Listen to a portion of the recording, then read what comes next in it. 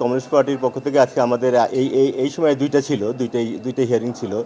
একদিন হচ্ছে কিশোরগঞ্জ 6, হ্যাঁ, মোহাম্মদ হাবিল মিয়া, ডক্টর হাবিল মিয়া, আর একটা হচ্ছে জামালপুর 4, মোহাম্মদ মাহবুবুজ্জামান জুয়েল।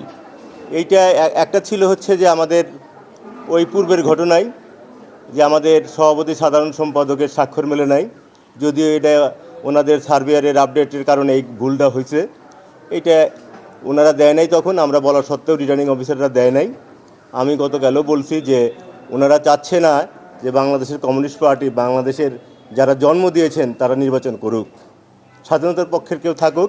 কিছু কিছু রিটার্নিং অফিসারকে দেখলাম বাংলাদেশের প্রায় আমরা 20টা জায়গায় পেয়েছি এরকম 26টা জায়গায়, যে যারা আমাদের এই তুচ্ছ ঘটনাকে তারা অবৈধ ঘোষণা করেছে। কিন্তু এখানে শুনানিকালে ওনারা সন্তুষ্ট হয়ে আমাদের বৈধতা আপিল মঞ্জুর করেছেন এবং বৈধতা ফিরিয়ে দিয়েছেন।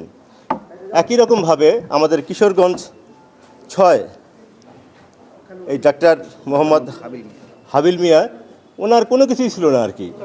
রিটার্নিং অফিসার আমাদের শুধু একটা সিগনেচার বাকি ছিল, আর আইবার হিসাবের একটা তাকে দেওয়া ছিল, কিন্তু সে এইটা স্বাক্ষরের কারণেই উনি ওনাকে বাতিল করে দিয়েছেন।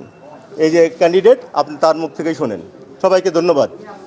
আর আমাদের এই জুয়েল, আপনারা জানেন যে আমাদের ক্যান্ডিডেট উনি বাইরে থাকার কারণে আমরা কমিউনিস্ট পার্টি তার একটা স্বাক্ষরের জন্য আমরা তাকে সিঙ্গাপুর থেকে নিয়ে এসেছিলাম ফাইল জমা দেওয়ার জন্য।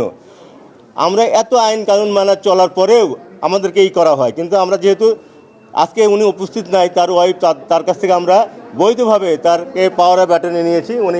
তার ওয়াইফ এখানে আছে। আমরা জামালপুর এই 4 আসনে আমরা মাহবুবুজ্জামান জুয়েল নিয়ে আমরা কাস্তে মার্কা প্রতীকে আমরা নির্বাচন করব।